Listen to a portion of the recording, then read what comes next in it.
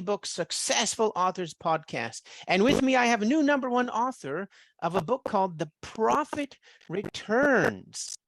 MGB, welcome to the show. How are you? I'm very well. Thank you very much for having me on the show today. Oh, you're very welcome. I appreciate your time. I understand you're a doctor, you're a surgeon. I am. I'm actually in the middle of a surgery today. I took off a little bit of time in between patients to do this podcast. That's so cool. That is so cool. Okay, I'm not going to waste your time. So besides, we might get interrupted, right? So how about, yeah, how about, I mean, The Prophet Returns, when I saw this, I'm like, whoa, this has something to do with Kahlil Gibran. And then, yeah, you said so also in the book, in the introduction. So first off, do you have a personal connection with Kahlil Gibran, the author of The Prophet? Well, like Khalil Gibran, I am descendant from Christian Lebanese, as he was. My parents were born in Lebanon, and whereas I spend most of my time in the United States and Canada, my roots are Lebanese, and he too was born in Lebanon, but raised in the United States. He wrote The Prophet in 1923. And I think you may or may not be aware, it was the #1 best-selling book of poetry ever, and the second best-selling book of all time after the Bible. Really? I didn't know that. I knew it was a bestseller, but not that it was the second. Yeah. That's hard to beat. Yeah, the Bible is. It is, exactly. The Bible is very hard to beat. Yeah. But so essentially I have a very similar background 100 years later to Kahlil Gibran. So I wrote essentially a sequel. The Kahlil Gibran, even in The Prophet, writes that he essentially finishes the book by saying that another person will follow me and basically continue the message that's in The Prophet. And that's essentially what I did 100 years later. That's cool. That's way cool. And my other favorite author is Nassim Taleb, also Lebanese American, totally cool. Also Lebanese American, and Nassim Taleb I actually know personally, and he is also Greek Orthodox, which is Christian Lebanese. So yeah, all three of us are basically with a similar background.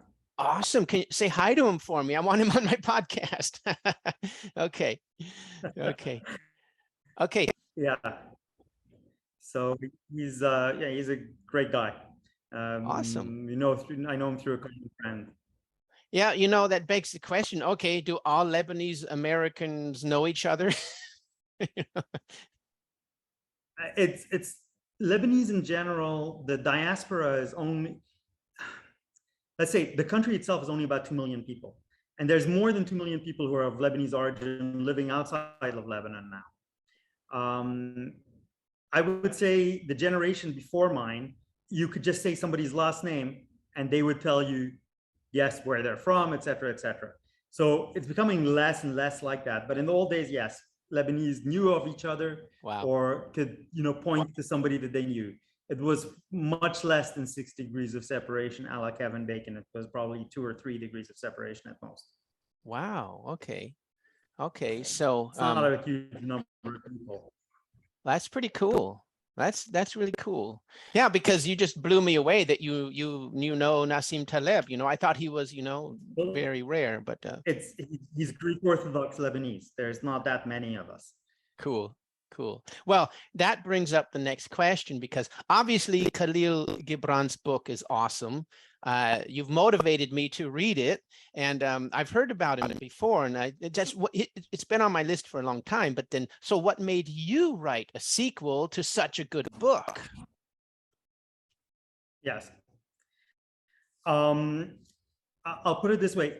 Basically, what I'm doing currently is publishing something called, this is The Prophet Returns, which has come out, but there's a third book, which will come out in the next month. It's already written, and it's called 0 is 1. So essentially, the three of them together are, you call prophet trilogy. Itself is public domain at this point, which means that anybody can publish it. So it's being republished as part of this. So imagine a box set with of the Prophet trilogy down the road. So yes, would you like to know the difference between the Prophet and the Prophet Returns? Yes, actually, that was one of my other questions. Should we read Kahlil's book first or your book first? Yes. No, ideally you should read Khalil's books first. Okay. Essentially, that's why it's called The Prophet Returns, because Khalil's book is great. Obviously, it wouldn't have been a tremendous bestseller, and in many ways, it's quite different than mine because number one, it's poetry, and I haven't written poetry. I've written prose, and basically what I've done in the second book, in the sequel, is I have brought up the things that he brings up in his poems to 100 years later. So I've updated it because the message that was written, even at the time that he did it in 1923, was relatively archaic and certainly not for current audiences, hence why it hasn't been selling as well in the last couple of decades. But I've basically updated it and written it in a format and in a way that modern people can understand. And I've included sections which maybe weren't problems 100 years ago for people back then, or at least not as prevalent, but are much more common right now. I'm sure anxiety was part of the landscape in 1923, but generalized anxiety right now is the #1 diagnosis in medicine. And it's much more of a problem than it used to be in 1923. So the Prophet Returns addresses people with worry, generalized anxiety, and modern day issues, which are, birth control wasn't present in 1923. It is now. The society has changed completely. What he wrote in The Prophet, even though generally good advice, is not advice for people in 2023. And so the Prophet Return basically is a way of living in the world today. Exactly that. The best way to live in the world today. And hence why the subtitle of the book is The Generation Z Manifesto. The ideal group of people to read the book and apply its teachings and its messages would be Generation Z. Yeah. Okay, so that's why the subtitle of the book is Generation Z, but quick refresher, what were the generations? I don't even know which one I am. Okay, how old are you? Oh, don't put me on the spot. 1967. Okay, so a couple of years, difference. Okay, so we are Generation X. You are a solid Generation Xer. Oh, okay. Yeah. Okay. And the generation before us was the boomers. Yeah, okay, I knew that. Yeah, I think my dad. Okay. No, maybe he's even correct. Before the boomers. We're children of the boomers. We are the children of the Generation X. Okay. So we're X. After us came Generation Y, or the millennials. Oh, Y is the millennials? Yes. Ah, okay. That always bugged me. After them came Generation Z. Oh, okay. Which is, they're sort of like the group who are less than 25 years old right now. Yeah, they're really young, huh? They're right now, yeah. Yeah, under 25, basically. And then after them come the really young generation, come the alphas, they're called. Yeah, but Generation Z basically grew up with an iPad or something in their hands from day one. That's what's so cool. I like them because they're one of the few people or generations you can talk to, and they don't have a TV. Well, or they don't care about TV. What do you mean? I watch YouTube. And I remember when I moved to Europe in 1995, I was already anti-TV. I never had a TV. And they said, how do you live without a TV? But then it took a while, and this generation Z and maybe the one before that, they're all, well, who cares about TV? Say, oh man, that's so great, Yeah. Right. the thing that I like about them is one of the issues that a lot of people had with millennials is that they would go on and whine about how the world is, but they wouldn't do anything about it. Generation Z doesn't really whine. They say, yes, we know what the problems are, but they actually go out and try and fix them. Oh, And that's why this book is for them, because I look up to them as a Generation X person. I think that they are the generation which basically will save humanity, if anybody will. really? You think Generation Z is going to save humanity? Why? I think it's got the largest chance to, because they're actually trying to do something. And they're not just lying down and sort of accepting their fate and accepting the fact. I mean, somewhat they are. I mean, like, you know, if you look at essentially what the predictions are, that by 2050 climate change will have screwed up the earth. You know, that, and we're looking at right now a recession, and you know, we just went through pandemic, and I mean, the world is not a happy place. But they recognize that the world is not a happy place, but they're trying to do something about it. Whereas the millennials essentially just whined and complained about it and did nothing. Yeah, they got a bad reputation. I agree. That's why they're called the snowflake generation. They do. You know, we're a different thing. I mean, they made movies about us, all, you know, the Generation X movie and every, you know, stuff. We've done stuff. We've done well, given the children of boomers, but quite honestly, we're not as self-aware as Generation Z is, even though they are the ones who are teaching us to be self-aware, I would say, for most of our generation. That's cool. That's interesting. So, what are the seeing of awakening? That is, yes. Okay. So, you know, there's a lot of people who talk about becoming enlightened. Obviously, everything is semantics. Everything's about descriptions. But basically, I talk about the seeing of awakening and the seeing of liberation. And two sort of separate things. If you really want to think about it, most of humanity is essentially asleep. They are like in Plato's cave, chained together, looking at the shadows on the cave wall and not recognizing anything, not recognizing that they're chained together or sitting in a cave. A certain percentage of the population at some point, not always, wakes up. And they sort of wake up by essentially the character of the person ends up having the seeing of awakening. And that's almost a recognition that the character is not the doer.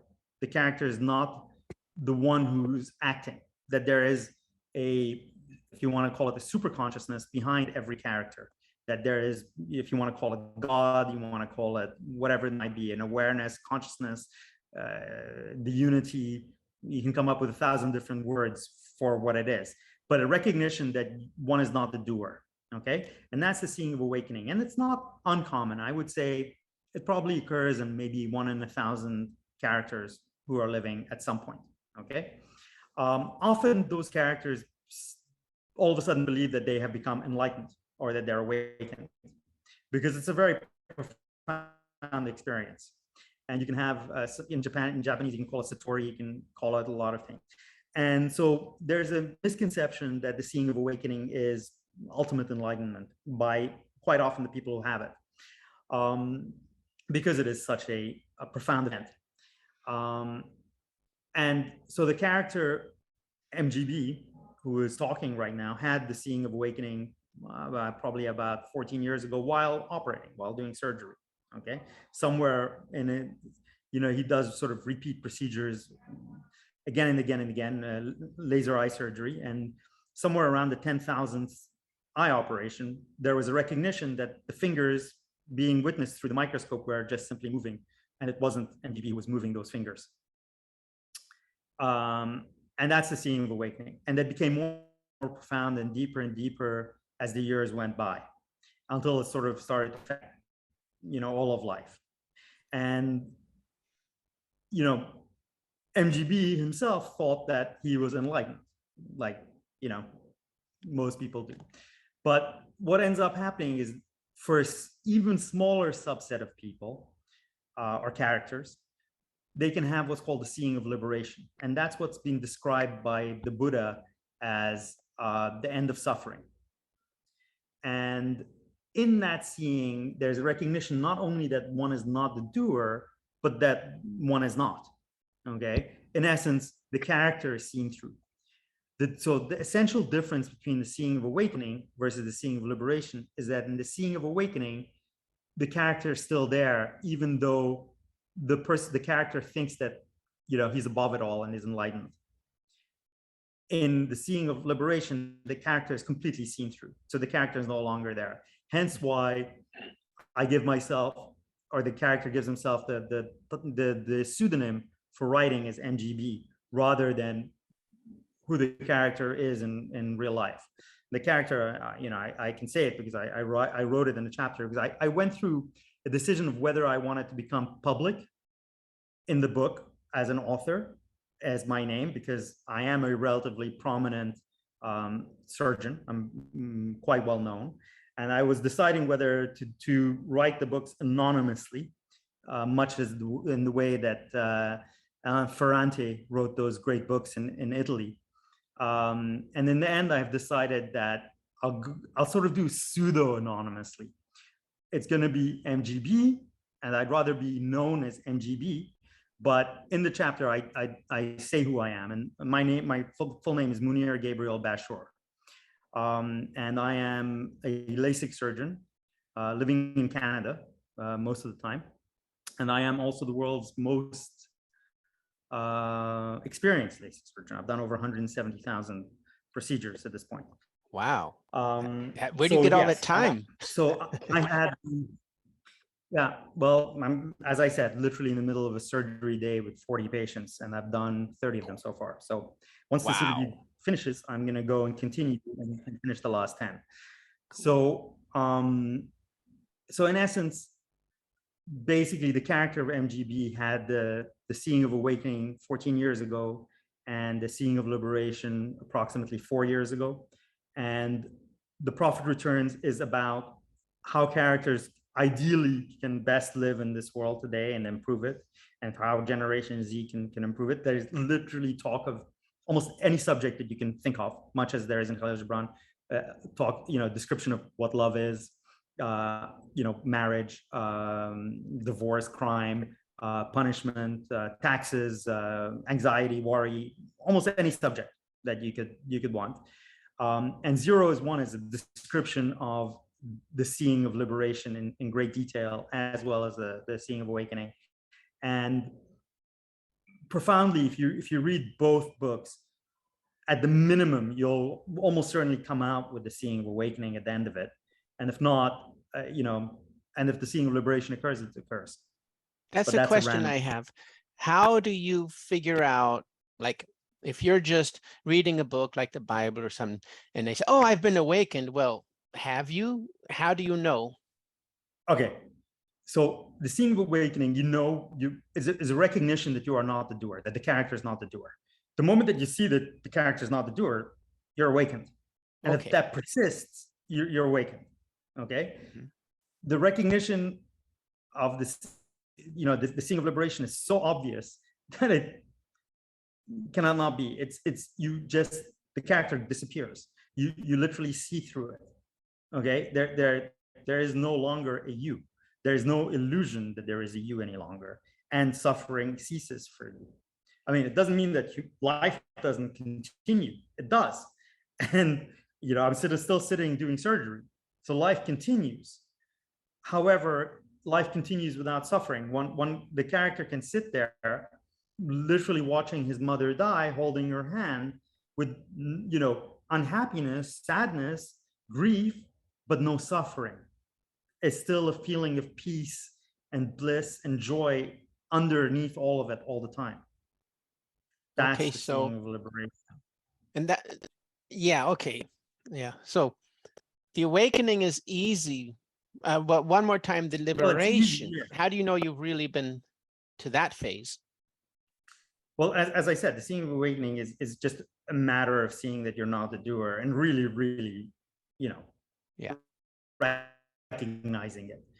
The character will still persist, and quite often it will be that you have now achieved enlightenment, that you have, and it's one of the big problems that occurs with gurus, is that they go around thinking that they're, if there's a feeling of superiority in the person, that they're somehow superior because they have achieved something, then they certainly don't have the seeing of liberation. They may well have the seeing of awakening, but they almost certainly don't have the seeing of liberation, because once there is the seeing of liberation, there's certainly no feeling of superiority, because there's no character to be superior. You know, in fact, all there is laughter at somebody who can think that they're superior. Yeah, that's why I ask, because I want to get it from more than one angle, so I really understand, and so our readers understand too. It's really cool. You're really motivating me now. I'm gonna go. I hope that the book makes it very clear, because essentially what Zero is One, the book after this, is a description of the seeing of liberation. And when you're trying to describe the seeing of liberation, you're essentially describing the indescribable. So it's an attempt to describe the indescribable. You know, that's the best way of saying it. But it is a sincere attempt to describe the indescribable. That's awesome. So, and yeah, go ahead. Awesome. Okay, you have a second book and a third book. Well, this is it. The Prophet Returns is technically the second book, because The Prophet by Kahlil Gibran is the first book. Even though I didn't write it, it is The Prophet, which is the first book, which ideally should be read simultaneously or at the same, or just before The Prophet Returns. And then Zero is One is like a sort of step further. It's like, if you really get The Prophet Returns, and you know, or you're somebody who's had the seeing of awakening, then reading the, you know, Zero is One is it really is a theory of everything. It does explain everything. It explains life. It is the meaning of life within it. It literally explains everything that there is. Okay. And is it, you know, is the MGB the first character to experience the seeing? By no means. Okay. For sure, the Buddha, if you know, as a character, experienced the seeing of liberation. There's been many characters over the history of mankind who have experienced the seeing of liberation. Whether you want to look at it, if Jesus was real or not, he was an experiencer of the seeing of liberation, you know, et cetera, et cetera. So it's almost like that. There's nothing new, and yet at the same time, the author or the character of MGB has written it in a way which is more for modern audiences, because, you know, reading Jesus's words, it's all great and stuff, but the guy lived 2,000 years ago, and the Buddha similarly, and Khalil Gibran 100 years ago, and he was neither had the seeing of awakening or the seeing of liberation. Khalil Gibran, he was a great poet. He had maybe glimpses of the seeing of awakening, but certainly was not a character who had the seeing of liberation. But, you know, is there something special about me? Well, there's no me. So there's nothing special about MGB. It's just that the character was one of the characters which has seen clearly. Cool. And has written about the experiences of seeing clearly. Awesome. I want to talk about two things that you might not. Go ahead. They weren't on the question sheet. Unless you open it up again, I added two questions. Number one is Eckhart Tolle. Did you meet him? You went to his seminars? Yes.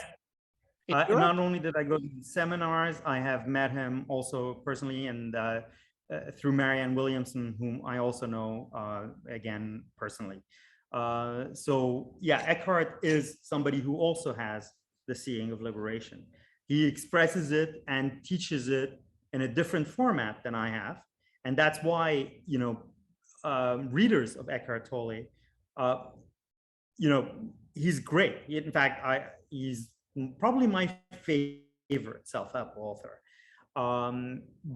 But there are people who will, you know, maybe get more out of reading MGB or something, or slightly different than reading Eckhart. 100% sure what that audience will be, but I think they will find it. they will recognize themselves when they read it, and they'll be like, okay, it it's registered now, even though when I read Eckhart, it didn't register, but now it's registered because of the format of the explanation hits my character better than the format that Eckhart used. Okay, although I personally thought that the format that Eckhart used was brilliant, and he is truly, as a character, like truly like one of the greatest characters alive at this point, in my opinion. Like he's just he's not controversial at all. He does not irk or piss off anybody. He's just super nice all the time. There will be chapters in The Prophet Returns which will piss people off a lot, because there's opinions about how the world should run. There are things which are stated which are going to really piss people off. For example, I'll give you one very controversial thing. I think the teaching of religion, of organized religion, should be banned completely. Okay, I mean, that's a really controversial thing. There will be a lot of all religions, fundamentalists, portions of all religions will not like that. Whether it's fundamentalist Christianity or fundamentalist Islam with its madrasas, none of it, that will not be a message which goes home.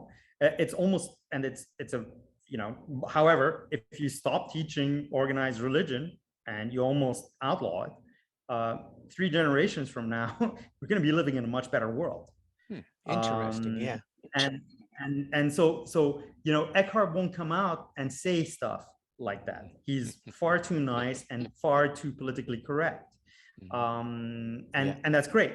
But the character of MGB isn't, and has said those things in The Prophet Returns. So The Prophet Returns may have controversy in it. However, I genuinely believe that it was written, that there's profound things in this book, and that if its lessons are used and its teachings are used, within 2 or 3 generations, this world will be a much better place to be living. That's cool. The problem is not everybody believes like us, right? So, well, perhaps. I mean, there's another thing. I mean, I talk about universal flat tax in that. I talk that's about, one of my ideas. Universal basic income, and I talk about how you can apply. If you apply a universal flat tax of just simply tuition worldwide on every single exchange of currency, and it should all be done electronically, and it's automatic. And then from that, you pay everybody universal basic income. Nobody needs to work. If somebody wants to work and do more, they can. Anyway, there's a ton of content in this book, and it's written from a character who has the seeing of liberation, basically, who also has a character who happens PhD in engineering, MD, and other qualifications. Those are all of no importance, but I have credentials to back the academic portions of that book as well. Cool. But as I said, it's being written more by someone who has the seeing of liberation, and that's something which isn't at this point that particularly common. I just want to do one more side question, and then I think we have to go. But tell us about this incident before the Marriott Hotel when you were driving up with your motorcycle. It's in the introduction of your book. You know what I'm talking about? Yes, I do know what you're talking about. All right. I can't believe you read that. Yes. Of course. Okay. So you did. You actually read the book. I'm impressed. So I was listening to Marcus Aurelius. And Marcus Aurelius was also someone who, at the minimum, had the seeing of awakening and probably had the seeing of liberation at that. And he was somebody who also happened to be a Roman emperor, like Julius Caesar. And so he's probably the highest placed ever person with the seeing of liberation, like in an actual position of power. And he wrote a series of essays or meditations. And in one of the meditations, which I was listening to on my iPhone or my iPods or speakers, with a motorcycle helmet on top, riding my motorcycle and about to park,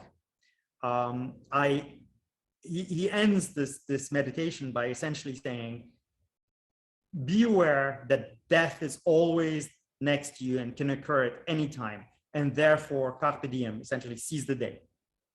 And just as he finished saying those words, the narrator of the book, I looked in front of me, and there was a couple with a man proposing to his wife or to his fiance. And the woman right in front of me, a slab of concrete from 30 floors up, fell and squashed her right in front of me, flat. Literally, as he said, that is, you know, can happen at any time. Exactly as stated. So yeah, I never doubted to seize the day or to live in a moment after that, believe me.